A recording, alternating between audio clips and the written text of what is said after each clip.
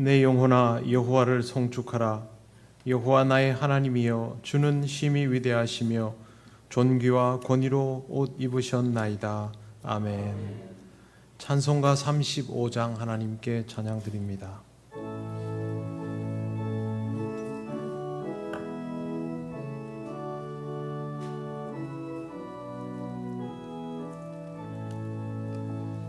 큰 영화로신 주 이곳에 오셔서 이 모인 자들로 주 백성 삼으사 그 중에 항상 계시고 그 중에 항상 계시고 큰 영광 나타내소서.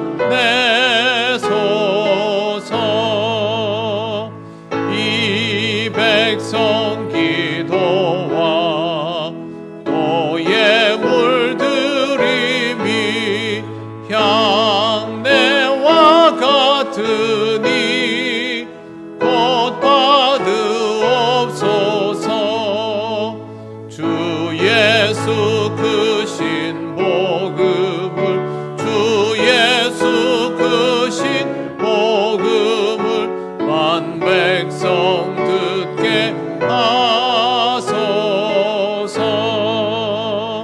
또 우리 자손들 다 주를 기리고 저 성전 돌같이 기나게 하소서.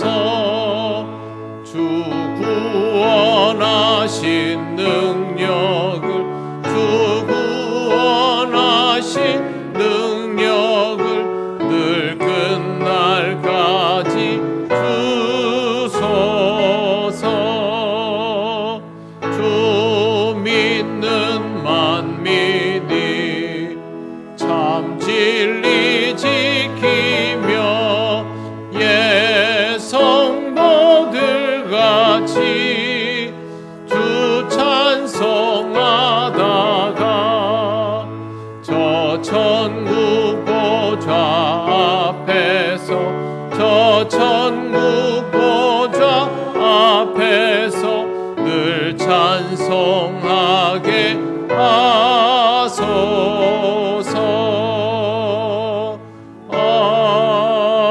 아멘. 성시교독 51번입니다.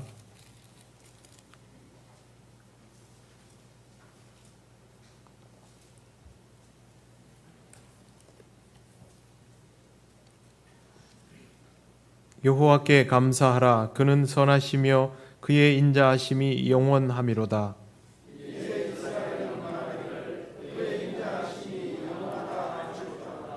이제 아론의 집은 말하기를 그의 인자하심이 영원하다 할지로다.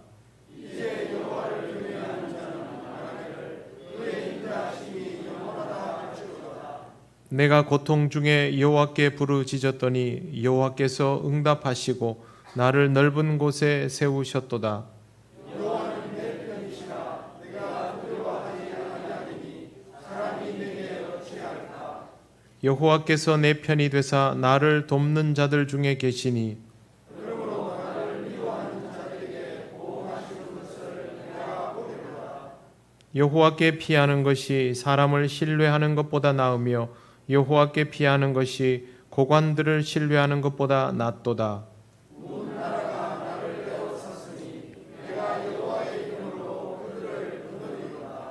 너는 나를 밀쳐 넘어뜨리려 하였으나 여호와께서는 나를 도우셨도다.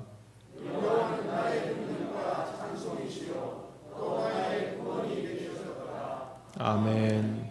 나는 전능하신 아버지 하나님 천지의 창조주를 믿습니다. 나는 그의 유일하신 아들 우리 주 예수 그리스도를 믿습니다.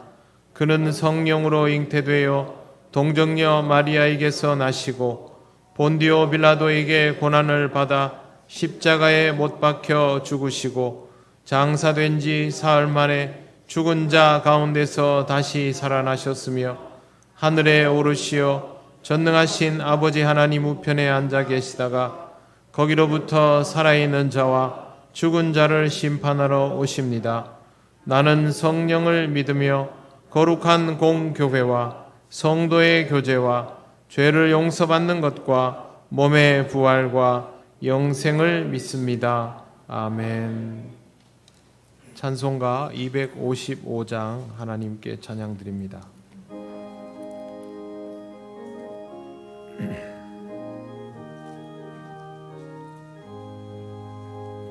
너희 죄 흉악하나 눈과 같이 희겠네.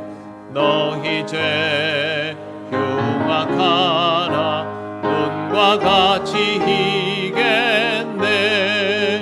죄의 빛 흉악하나 희게 되리라. 주홍빛 같은 내 죄, 주홍빛 같은 내 죄, 눈과 같이 희겠네. 눈과 같이 희겠네. 악한 죄 벗으라고 주님 너를 부르네. 악한 죄 벗으라고 주님 너를 부르네.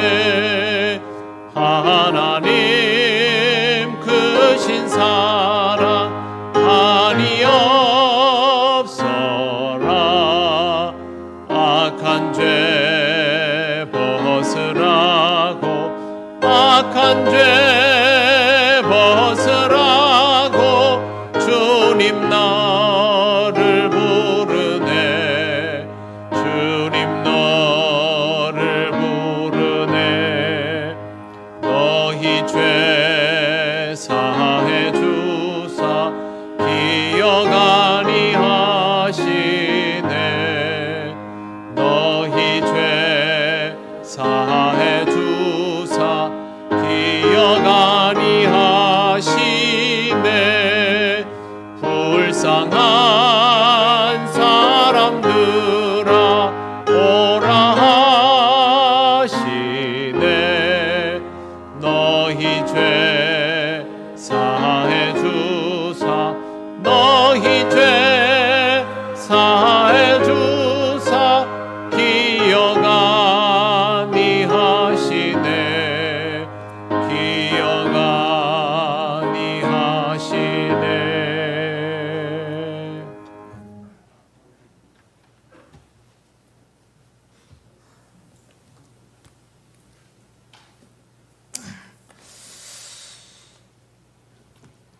아름다운 계절과 수확의 절기를 주신 하나님, 하늘이 높아지고 오곡이 무르익어가는 이 즐거운 계절에 주님 앞에 나와 예배할 수 있게 하시니 감사합니다. 날이 갈수록 믿음에 대해가는 저희들 되게 하시옵고 영적인 열매까지 더욱 알차게 맺을 수 있는 저희들 되게 하여 주옵소서. 사랑의 하나님, 주님을 사랑한다고 입술로는 늘 말하면서도 오히려 세상과 저희 자신을 더욱 사랑했던 허물을 고백합니다. 주님마저도 저희의 이기적인 사랑의 도구를 만들려고 했던 저희들의 죄를 사하여 주시옵소서. 이제는 마음과 정성과 뜻을 다하여 주님을 더욱 사랑하게 하시옵소서. 자비로우신 하나님, 이 나라를 불쌍히 보시기를 원합니다. 지금 정치적으로, 경제적으로, 사회적으로 너무 어려울 때를 당하고 있습니다. 이 나라와 이 백성들을 긍휼히 여기사 하루속히 전국이 안정되고 사회가 안정될 수 있도록 도와주시옵소서. 이 나라가 이처럼 다시 어려움에 처하게 된 것도 아직도 교회가 바로 서지 못하고 사명을 망각한 까닭인 줄 압니다.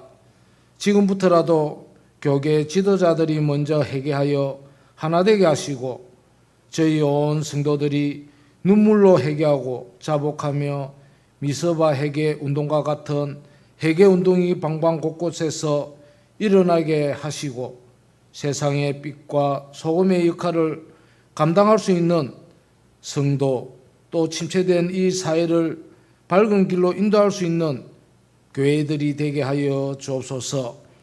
용서의 하나님, 용서는 인간이 할 수 있는 가장 큰 사랑의 표현임을 깨닫습니다. 같은 민족을 용서하지 못하고 어떻게 사상과 이념이 다른 북한과 통일을 이룰 수 있으며 여러 가지 대북 정책이 무슨 성과를 거둘 수 있겠습니까?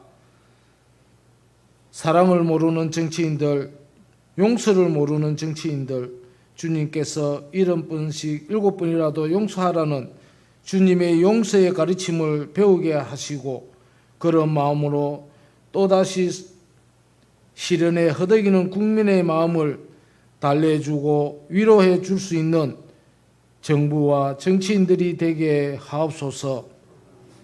교회도 가정도 서로 용서하는 미덕이 필요한 때인 줄 압니다.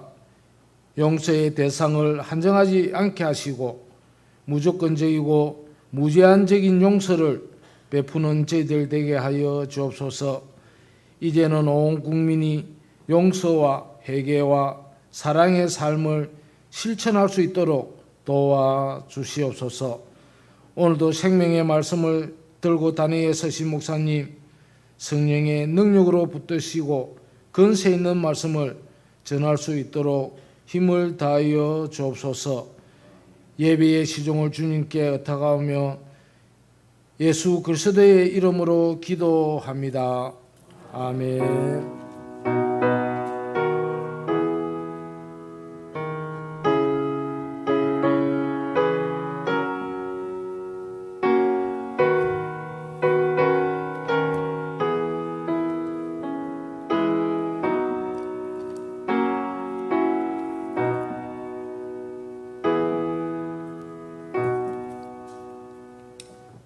하나님 말씀 마태복음 11장 25절에서 30절입니다.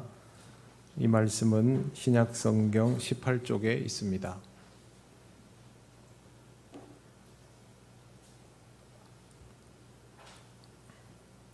마태복음 11장 25절에서 30절을 봉독합니다. 그때 예수께서 대답하여 이르시되 천지의 주제이신 아버지여 이것을 지혜롭고 슬기 있는 자들에게는 숨기시고 어린 아이들에게는 나타내심을 감사하나이다. 옳소이다. 이렇게 된 것이 아버지의 뜻이니이다. 내 아버지께서 모든 것을 내게 주셨으니 아버지 외에는 아들을 아는 자가 없고 아들과 또 아들의 소원대로 계시를 받는 자 외에는 아버지를 아는 자가 없느니라. 수고하고 무거운 짐진 자들아 다 내게로 오라. 내가 너희를 쉬게 하리라. 나는 마음이 온유하고 겸손하니 나의 멍에를 메고 내게 배우라. 그리하면 너희 마음이 쉼을 얻으리니 이는 내 멍에는 쉽고 내 짐은 가벼움이라 하시니라. 아멘. 기도드리겠습니다. 하나님 감사합니다. 오늘도 귀한 말씀을 주심에 부족한 종이 이 말씀을 전합니다. 온전히 전해지게 하시고 함께 이 뜻을 깨닫는 은혜의 시간이 되게 하옵소서. 예수님 이름으로 기도드립니다. 아멘. 성경에는 읽기만 해도 위로가 되는 구절들이 있습니다. 여호와는 나의 목자시니 내가 부족함이 없으리로다. 우리가 대표적으로 위로받는 구절입니다. 오늘 읽은 말씀에도 이런 구절이 있습니다. 수고하고 무거운 짐진 자들아 다 내게로 오라. 내가 너희를 쉬게 하리라. 성경을 많이 읽지 않는 사람도 이 구절 정도는 알고 있고 또 이 구절로 많은 위안을 얻습니다. 이유는 우리 인생에 수고하고 무거운 짐이 있다는 것을 느끼기 때문입니다. 달팽이를 보면 자기 집을 짊어지고 살아갑니다. 거북이도 평생 무거운 등짝을 이고 다닙니다. 이 둘은 모두 다 느립니다. 안 그래도 느린데 뭐 하려고 저걸 짊어지고 다니냐 싶은 생각이 듭니다만, 알고 보면 동물들 중에 우리를 제일 많이 닮은 것이 바로 달팽이나 거북이입니다.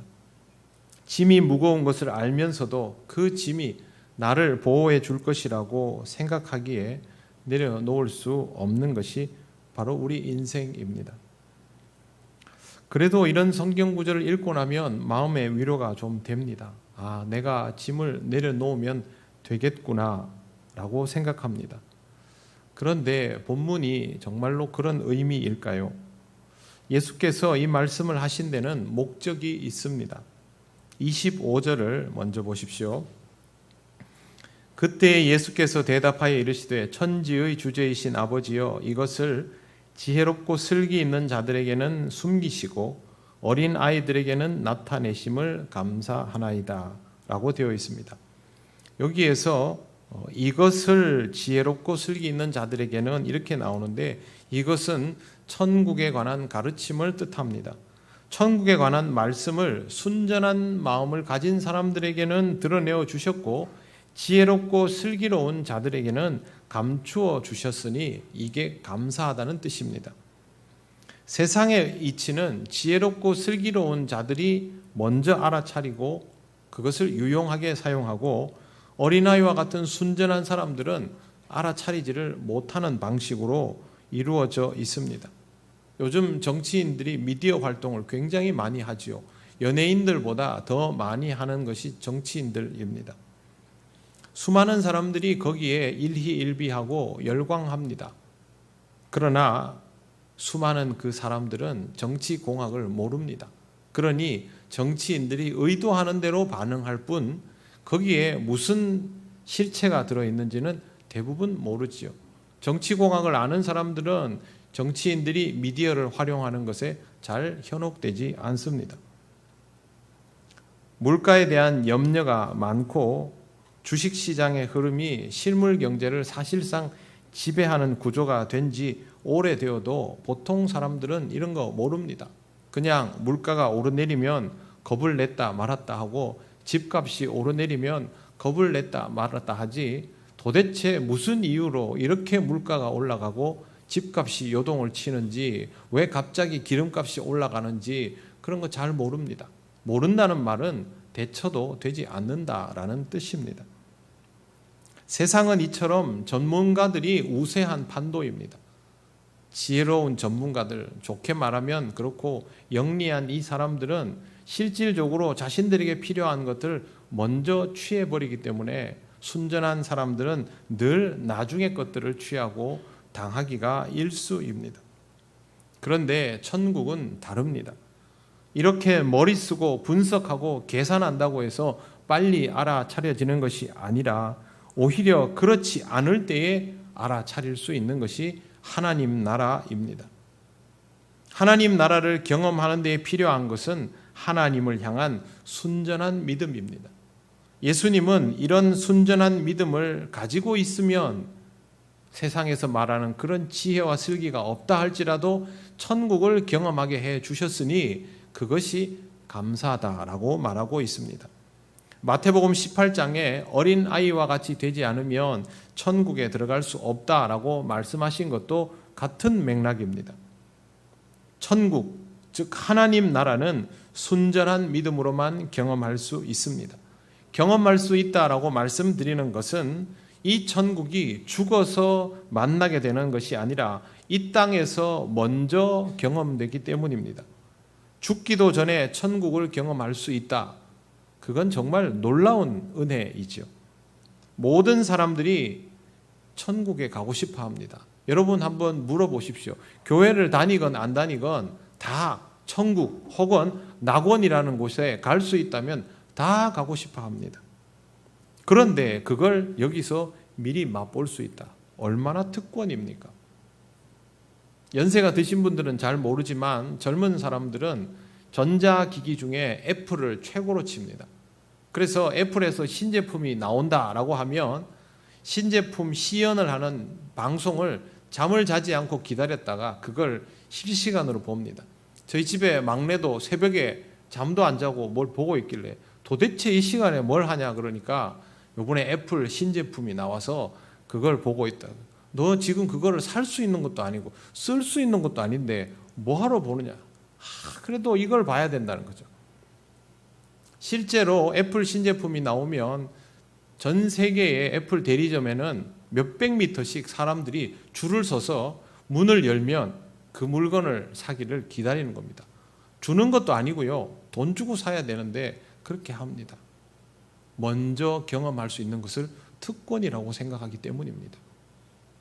하나님은 하나님을 순전하게 믿는 자에게 하나님 나라를 먼저 경험할 수 있는 특권을 주셨습니다. 우리가 뭘 경험할 수 있을까? 하나님 나라에서 느낄 수 있는 그 느낌, 감정들이 이 세상에서 신앙으로 살아가며 경험할 수 있게 되는 것이죠. 이 귀한 것이 다른 거 다 필요 없고 순전한 믿음만 있으면 되도록 하셨다라는 것을 주님께서 감사하고 있는 것입니다. 하나님에 대하여 이 땅에서 예수 그리스도에 대하여 순전한 마음을 가지는 것이 귀합니다. 그런데 이 순전함이라는 것은 세상 물정을 모르는 천진무구함은 아닙니다. 선입견을 가지고 있지 않은 마음을 뜻합니다. 문제는 이 선입견이 우리에게는 다 있다는 것이죠. 사실상 모든 유대인들은 어려서부터 성경을 읽고 달달 외우는 수준입니다. 12세가 되면 성인식을 하는데 그때쯤이면 모세오경을 다 외우고 탈무드를 다 외웁니다. 예전부터 제가 하브루타에 관한 말씀을 드렸고 우리 교회에서 하브루타에 관한 교육도 했고 실제 교회 학교에서 하브루타를 토대로 그렇게 교육 활동도 올해는 했습니다. 그런데 이 하브루타에는 아주 중요한 전제가 있습니다. 성경을 제대로 모르면 이게 안 됩니다. 유대인들이 공부를 잘한다 하니까 머리가 좋다 하니까 우리나라에서 그냥 마구 도입을 해서 수도권에서 하브루타 모임을 만들고 뭐 이걸로 어떻게 해서 성적을 올려볼 수 있을까? 바보 같은 짓입니다. 하브루타의 출발점은 성경 말씀을 이미 어느 수준 이상으로 높게 이해하고 있는 사람들이 서로 대화하고 토론하는 겁니다. 성경을 모르면 못하는 것이죠. 그런데 우리는 그걸 성경을 빼놓고 하겠다는 것이고 교회에서 성경에 대한 이해가 깊어지면 교인들 사이에 자연스럽게 신앙적인 이야기들이 주고받아지고 토론도 가능합니다. 그러나 이런 것들이 잘 안 되지요. 왜? 성경 이해가 그만큼 부족하기 때문에 그렇습니다. 유대 사회는 모두 다 성경에 대한 지식을 마치 전자사전을 하나 들고 다니는 것처럼 그렇게 가지고 있다고 보아야 합니다. 우리처럼 교회를 몇십 년 다녀도 성경 구절을 이해하는 것이 몇 개 안 되는 그런 형태와는 완전히 다릅니다. 그들은 공동의 정보를 가지고 있고 그것을 가지고 기반을 만들어 왔고 거기에 관습도 있고 개념도 있고 모든 것들이 그 위에 구축되어 있습니다.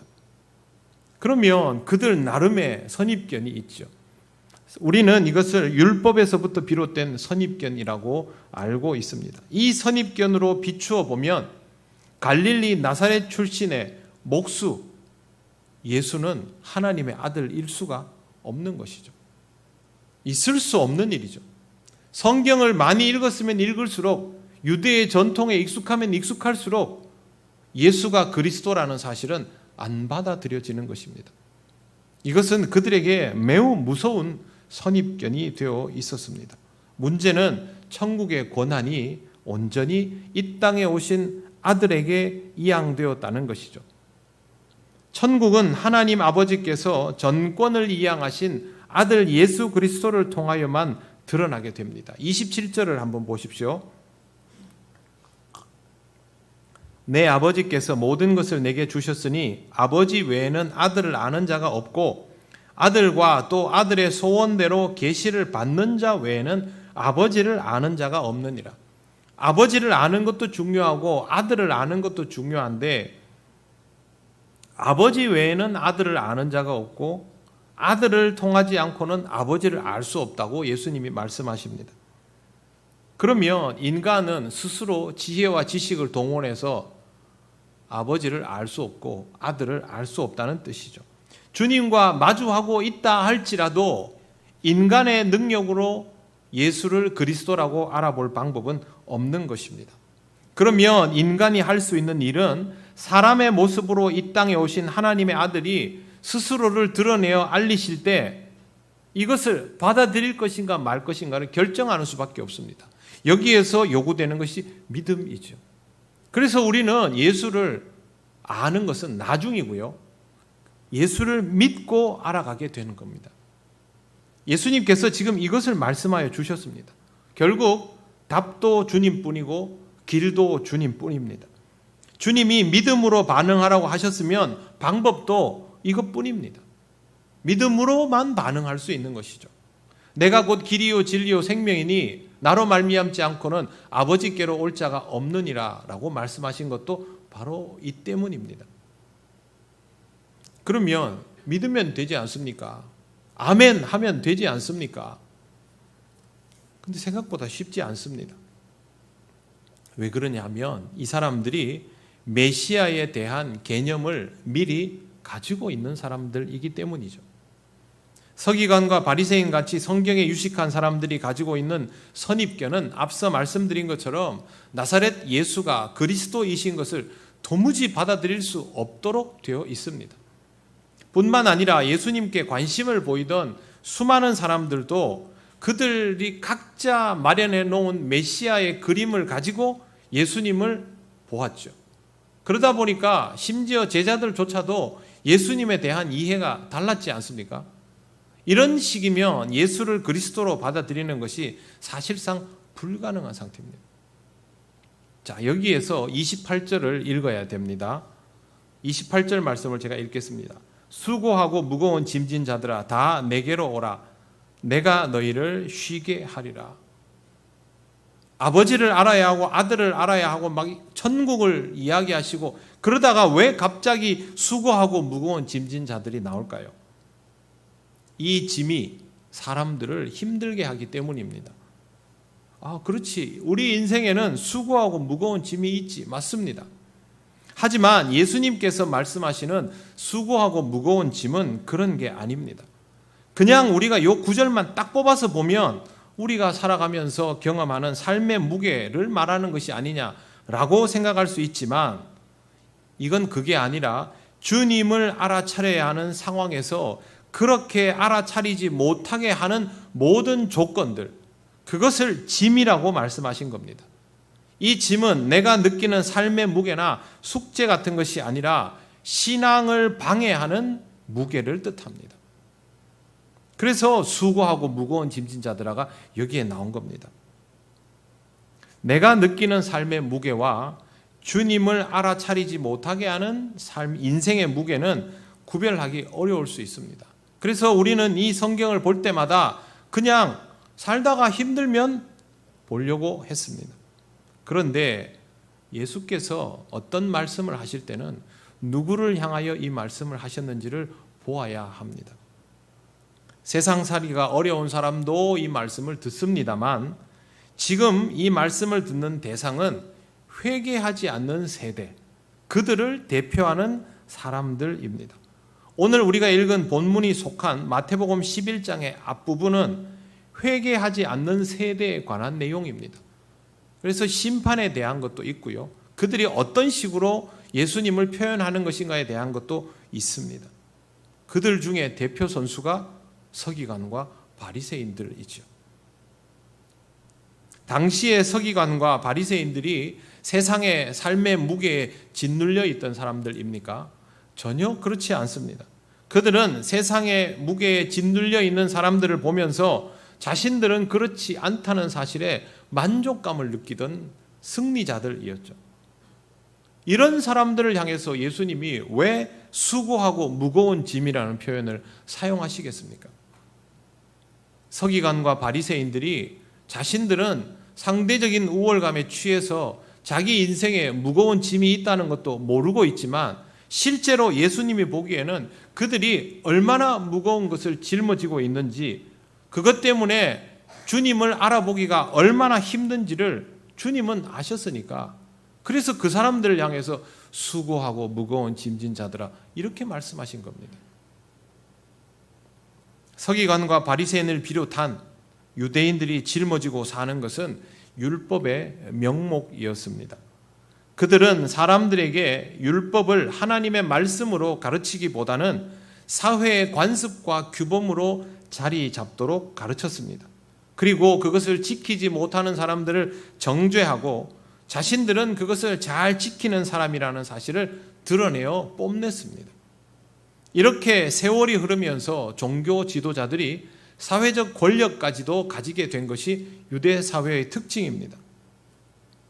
이렇게 살아오며 그들이 소유하게 된 권력, 관습에 따른 지식, 그들이 세워놓고 지키도록 만들었던 규범들, 자신들만 두드러져 보이게 만들어 놓았던 복잡한 형식들은 그들에게는 이른바 무기였죠. 유대 종교 지도자들은 그 무기를 가지고 다른 사람들의 힘겨움을 보면서 은근한 즐거움을 가지고 있었던 것입니다. 하지만 예수님은 그것을 무기라고 보지 않고 수고하고 무거운 짐이라고 말씀하셨습니다. 이미 그들로부터 시작된 유대의 율법주의는 그들뿐만이 아니라 유대 사회 전체를 짓누르는 무거운 짐이 되어 있었던 것입니다. 지고 있으면 모릅니다. 유대인들은요, 태어날 때부터 이 율법주의라는 갑옷을 입고 태어나는 겁니다. 그게 얼마나 무거운지 모르죠. 여러분, 옛날 원시적인 형태를 가지고 살아오고 있는 원시 부족들을 보면 지금 우리가 보면 상상도 못할 관습들을 가지고 있습니다. 정말 힘들게 살아가는데 자기들은 그게 힘든 건 줄 모릅니다. 자기들의 정체성을 투철하게 하는 건 줄 압니다. 유대인들의 모습이 바로 그런 안타까움이었던 것이죠. 중세 유럽에서 전쟁할 때 모습 영화나 드라마로 보셨지요. 중세 기사들 갑옷이 어떻습니까? 쇳덩어리입니다. 쇳덩어리. 걸음도 옮기기 힘든 쇳덩어리. 그런데 그 사람들은 그 쇳덩어리가 자신들을 보호해 주는 것이라고 믿었습니다. 성체와 갑옷.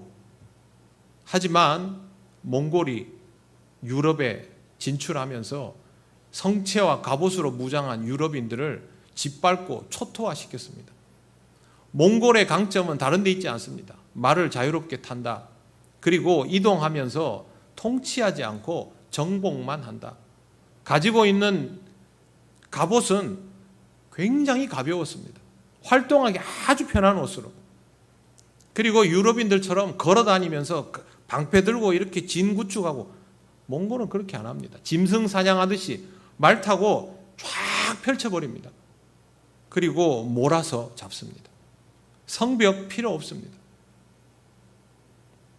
그렇게 당하고 나니까 유럽이 갑옷이, 성곽이 우리를 지켜주는 것이 아니었구나라는 걸 알게 됩니다. 뒤늦게. 지금 유대인들이 가지고 있는 것들이 바로 이런 형국입니다. 자신들이 짊어지고 있으면서도 그게 무거운 것조차도 모르고 있는 것이죠. 주님은 이런 상태에서는 하나님의 아들 예수 그리스도를 알아볼 수가 없으니 알아보게 해 주려고 안타까운 마음으로 말씀하신 것입니다. 수고하고 무거운 짐진 자들아, 다 내게로 오라. 여러분, 이 말씀의 의미를 잘 이해하시기를 바랍니다. 세상적인 삶의 무게가 아니라 주님께 나아오는 것을 방해하는 모든 무게를 뜻합니다. 유대인들을 짓누르는 율법의 무게, 가난한 자들을 짓누르는 경제적인 어려움, 그리고 질병, 마음의 상처, 모든 것이 가능합니다. 부정적인 것만 있는 거 아닙니다. 우리가 긍정적이라고 생각하는 것들도 삶의 무게일 수 있습니다. 신앙생활을 하지 못하게 하는 사회적인 지위나 체면도 삶의 무게입니다. 정치를 하기 위해서 신앙생활 열심히 하던 사람이 자기의 신앙생활에 재갈을 물리는 모습을 저는 여러 번 보았습니다. 그 사람이 그렇게 하는 이유는 자신의 정치 생활에 신앙이 무게요, 부담으로 작용한다고 생각해서 그렇게 하겠죠. 그러나 실제로는 어떻습니까? 신앙생활에 정치 활동이 무게와 부담이 되어버리고 있지 않습니까? 뭐가 중요한지를 모르니까 정반대의 결정을 이렇게 내려버리는 겁니다. 그러면 바리새인과 다를 바 없어집니다. 출세하고 성공하면 바빠져서 신앙생활 제대로 못하는 경우도 많습니다. 이것도 역시 출세와 성공이 수고하고 무거운 짐입니다. 자기 자신은 그것을 지키려 하지만 그것 때문에 신앙생활이 제대로 안 되면 결국 그 수고하고 무거운 짐 때문에 주님 앞으로 나아가지를 못하는 것입니다. 내가 짊어지기 싫어하는 것, 부담스러워하는 것만을 수고하고 무거운 짐이라고 판단하는 것은 굉장히 위험합니다. 이렇게 하면 어렵고 힘들 때만 주의 음성을 들으려고 하지 내 마음대로 할 수 있을 때는 주의 음성을 들으려 하지를 않습니다. 항상 문제는요, 우리가 괜찮다 싶을 때 생깁니다. 내가 원하는 것들도 당연히 수고하고 무거운 짐이 될 수 있습니다. 기준은 내가 아니라 주님과의 만남이 기준입니다. 내 삶은 욕망에 찌들어 무너져 가고 있는데 거기에서 헤어나오지 못한다면 그 또한 수고하고 무거운 짐입니다. 내 삶을 붙드는 것은 모두 나로 하여금 수고스럽게 하는 것이 된다라는 것을 기억하시기를 바랍니다. 이걸 알아차릴 때 비로소 주님의 음성이 들립니다. 다시 한번 말씀드립니다. 수고하고 무거운 짐은 단순히 내 인생의 무게가 아니라 신앙적일 수 없게 만드는 모든 무게를 뜻합니다. 주님은 우리의 신앙을 위하여 이 말씀을 하셨지 다른 의도로 말씀하시지 않았습니다. 주님이 말씀하신 자유와 해방은 실제로 사람들이 원하는 것과 달랐습니다. 누구도 주님을 만나서 신분이 바뀌고 경제력이 바뀌고 그렇게 됐다는 기록은 성경에 없습니다. 우리는 그걸 그렇게 보고 싶은 것이죠. 자, 그 다음은 내게로 오라입니다. 내게로 오라는 이 표현은 굉장히 특별합니다. 그동안 예수님의 부르심은 나를 따르라 였습니다. 이건 나를 따라다니라는 뜻이죠. 그런데 수고하고 무거운 짐진 자들에게 말씀하신 내게로 오라는 더 가까이 오라는 말입니다. 이 사람들은 제자도 아니지 않습니까? 제자들이야 뭐 졸졸 따라다닐 수 있겠지만 이 사람들은 아직 전혀 준비 안 되어 있는 상태인데 왜 더 가까이 오라고 하실까요? 주님께서 이 문제를 직접 해결해 주시겠다는 뜻입니다. 마치 병자가 다가오면 그 병자를 고쳐주시는 것처럼 그렇게 문제를 풀어주시겠다는 뜻입니다.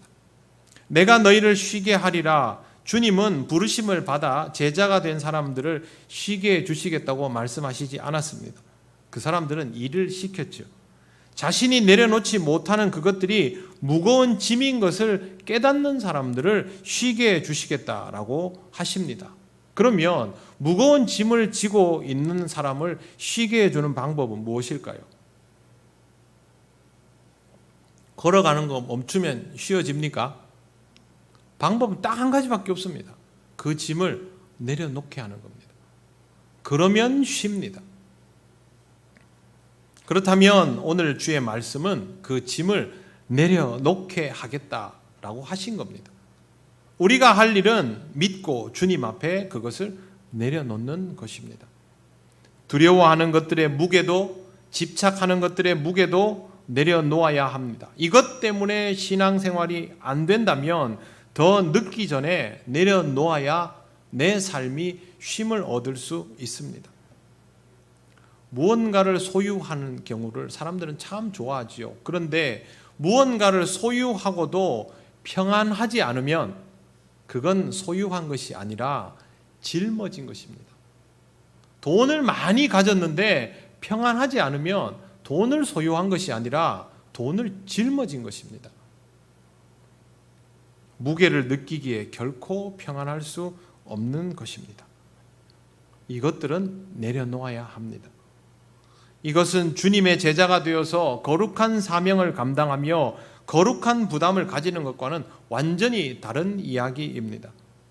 내 삶을 지탱할 수 없어서 일어나는 일이니 구별하시기 바랍니다. 거룩한 부담은 져야지요. 십자가는 져야 합니다. 이건 내려놓아야 합니다. 요즘같이 어려운 시절이면 신앙생활에 부담을 느끼는 경우가 많습니다.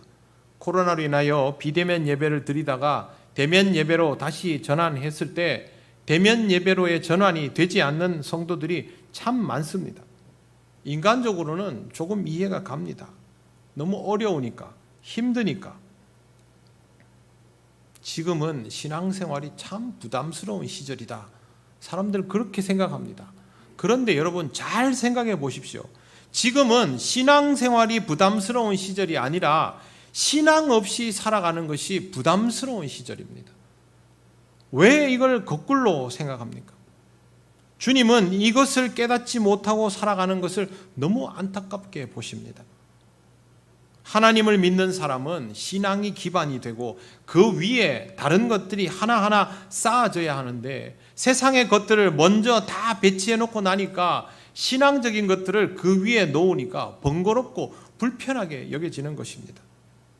이런 상황이 되면 자기도 모르게 신앙이 나를 부담스럽게 한다. 신앙은 나의 수고스럽고 무거운 짐이다. 그렇게 되는 겁니다. 절대 그렇게 생각하면 안 됩니다.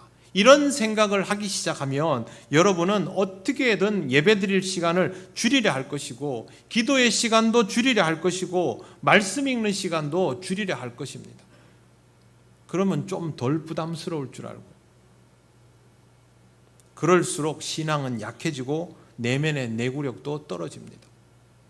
사람이 나이가 들면 하게 되는 행동이 있습니다. 몸이 예전보다 가볍지 않으니까 활동을 줄입니다. 잠이 잘 안 오니까 잠도 줄입니다. 그 다음 뭐 줄인지 아십니까? 물을 안 마십니다. 병원에 가서 의사 선생님한테 한번 물어보십시오. 뭐 하라 그러는지. 활동을 꾸준히 하시고 잠을 충분히 자고 수분 섭취를 꼭 하십시오. 안 합니다. 그러면서 몸이 자꾸 약해진다. 몸이 자꾸 약해진다. 신앙생활도 똑같습니다. 신앙적으로 강건해질 수 있는 것들을 점점 하지 않으면서 신앙이 약해진다. 신앙이 약해진다. 그럴 수밖에 없죠. 내 스스로 그런 기회들을 자꾸 줄여 놓아가는데 그렇다고 내 삶의 무게가 가벼워집니까? 가벼워지지 않거든요. 점점 더 무거워집니다. 그래서 주님은 내려놓으라고 하는 겁니다. 내려놓으라고 하면 내려놓아야지 점점 우리를 짓누르게 만들어 버립니다. 사랑하는 성도 여러분, 삶의 무게가 무겁게 느껴지시면 다 내게로 오라 하신 주의 말씀을 듣고 주님께로 가까이 가시기를 바랍니다.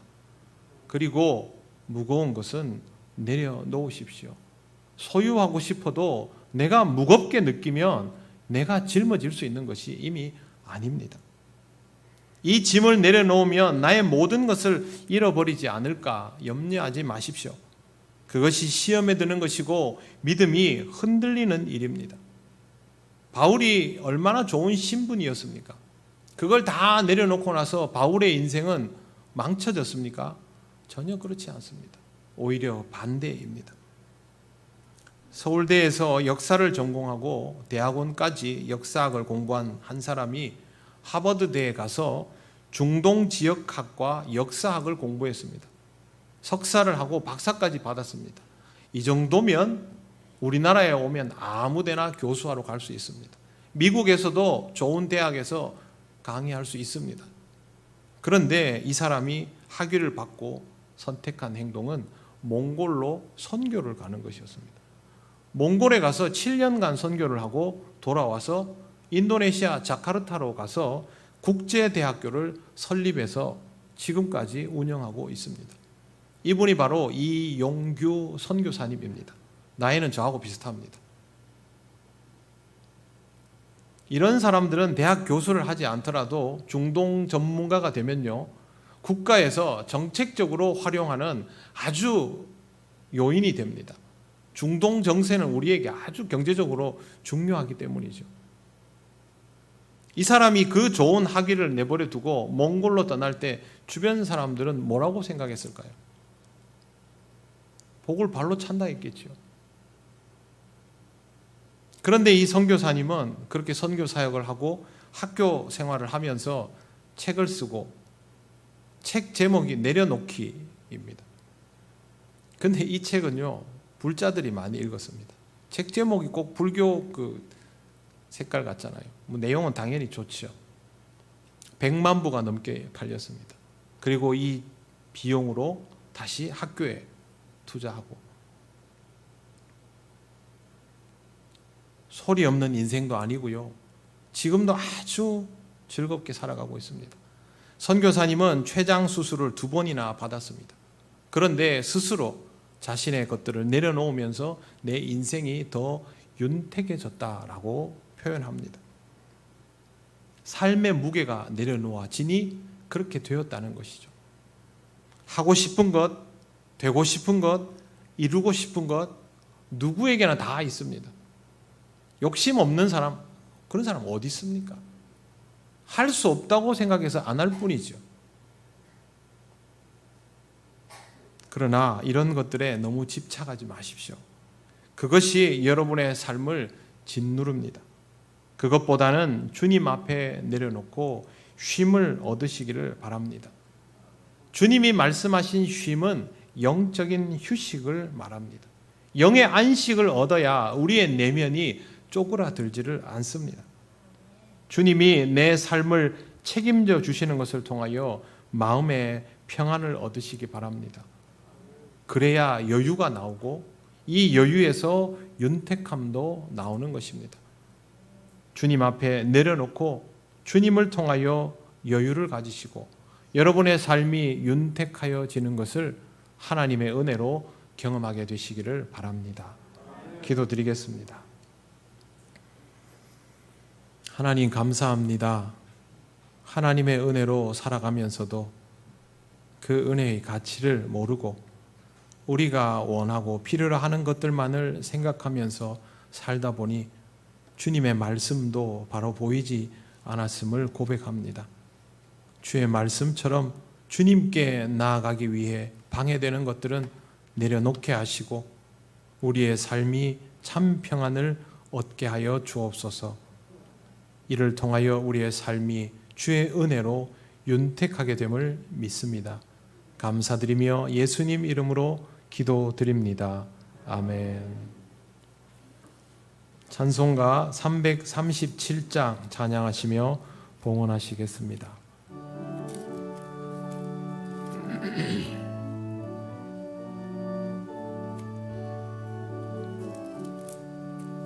내 모든 시험 무거운 짐을 주 예수 앞에 아뢰이면 근심에 쌓인 날 돌아보사 내 근심 모두 맡으시네.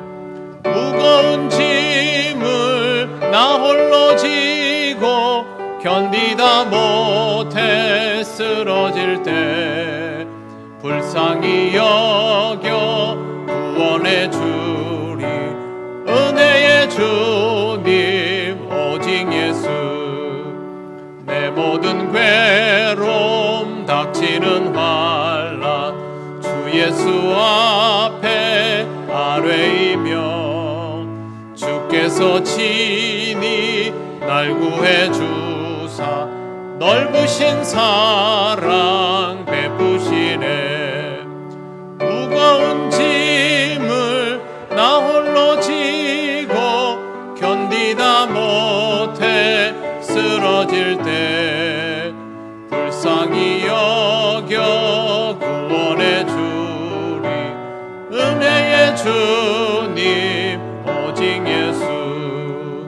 내 짐이 점점 무거워질 때 주 예수 앞에 아뢰이면 주께서 친히 날 구해 주사 내 대신 짐을 져주시네. 무거운 짐을 나 홀로 지고 견디다 못해 쓰러질 때 불쌍히 여겨 구원해 주리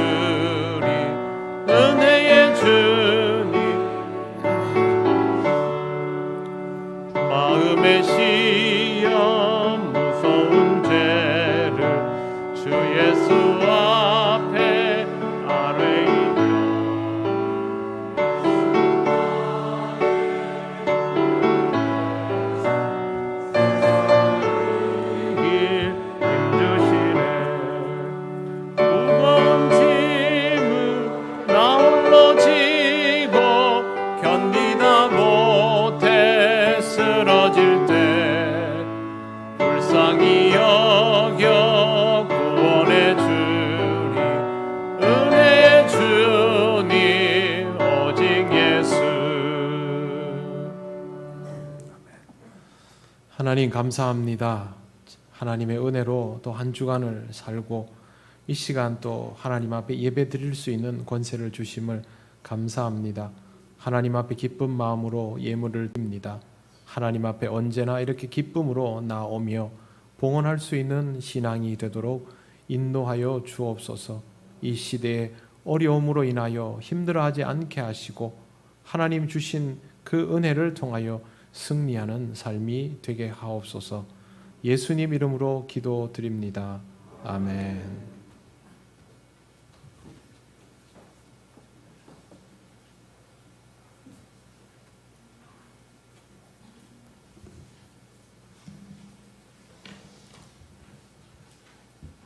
교회 소식 알려드리겠습니다.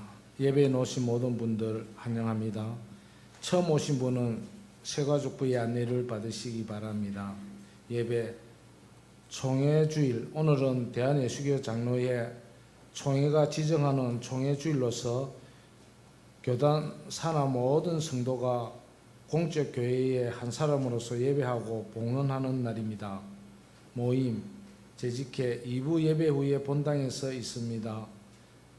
교육부 회의 다음 주일 2부 예배 후에 제1교육관에서 있습니다.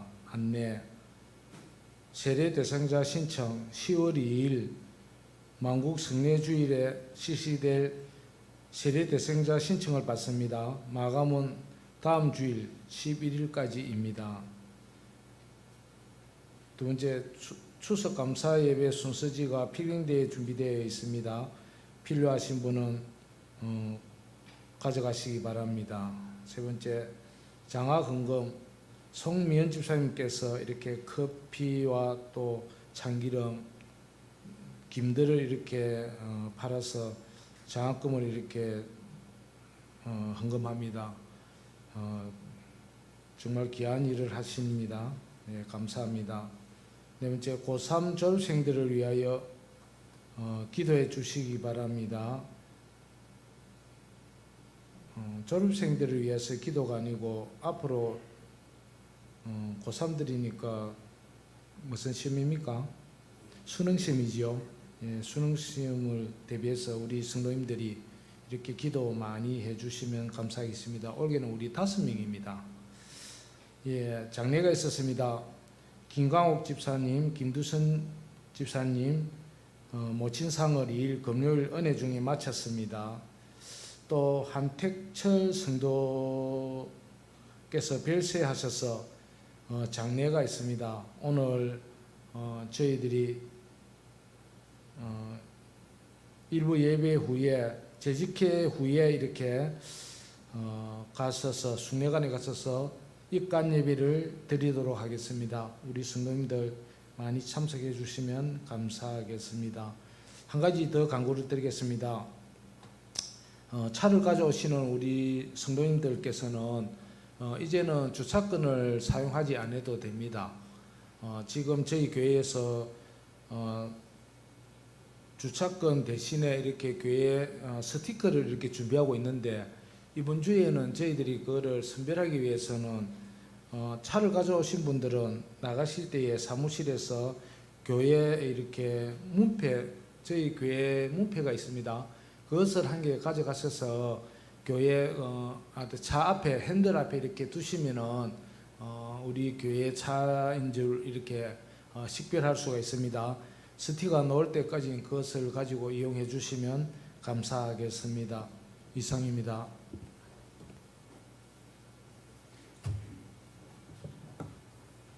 네, 그 교회 교패를 몇 년 전에 새로 만들었는데요. 우선은 이 교패를 주차증 대신 사용하시고 바뀌고 나면 주차증을 붙이시면 됩니다. 그리고 그 교패는 여러분 가정에 오래된 교패들이 좀 뜨고 휘어지고 하지 않습니까? 교체하시면 되고 교패는 가정당 하나씩 그렇게 챙겨 가실 수가 있으니까 사무실에서 받아 가시고 중복으로 가지고 가시지 않도록 그렇게 해주시기를 바랍니다. 네, 김광옥 집사님, 김두선 집사님 가정에서 감사떡을 준비해 주셨으니까 여러분 가지고 가시길 바랍니다.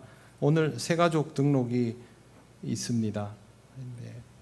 며칠 전에 우리 김수곤 집사님이 박대식 집사님 인도하셨는데 또 박대식 집사님이 누님이십니다. 박순애 성도님을 오늘 또 인도하셨습니다. 잠깐 일어나시겠습니까? 먼저 하나님께 기도드리겠습니다.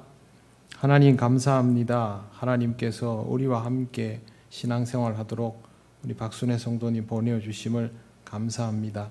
믿음 안에서 사랑을 나누며 소망 가운데 아름다운 동행을 이어갈 수 있도록 인도하여 주옵소서.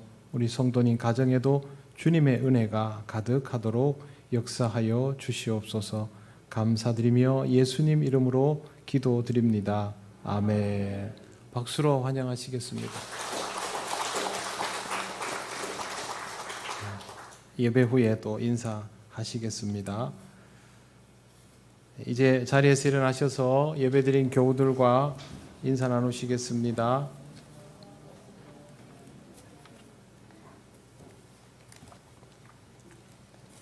찬송가 635장 주기도문 찬양 드립니다.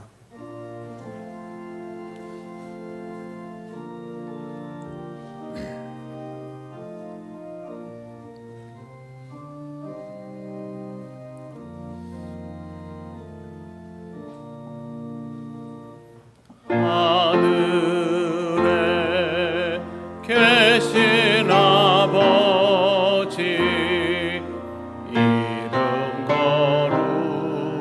거룩하사 주님 나라 임하시고 뜻이 이루어지이다.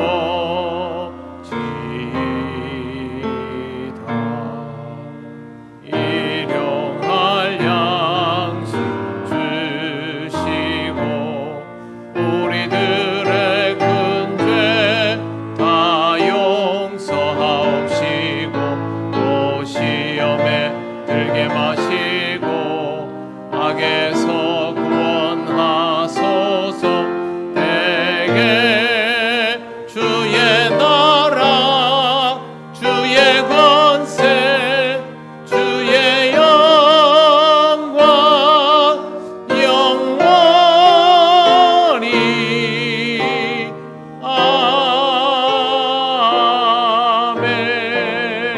아멘. 우리 주 예수 그리스도의 크신 은혜와 하나님 아버지의 놀라우신 사랑과 성령님의 교통하시고 인도하여 주심이 수고하고 무거운 짐을 주님 앞에 내려놓고 참 안식을 누리기를 원하는 이 시간 예배하는 권속들 위해 영원토록 함께 하시기를 간절히 축원하옵나이다. 아멘.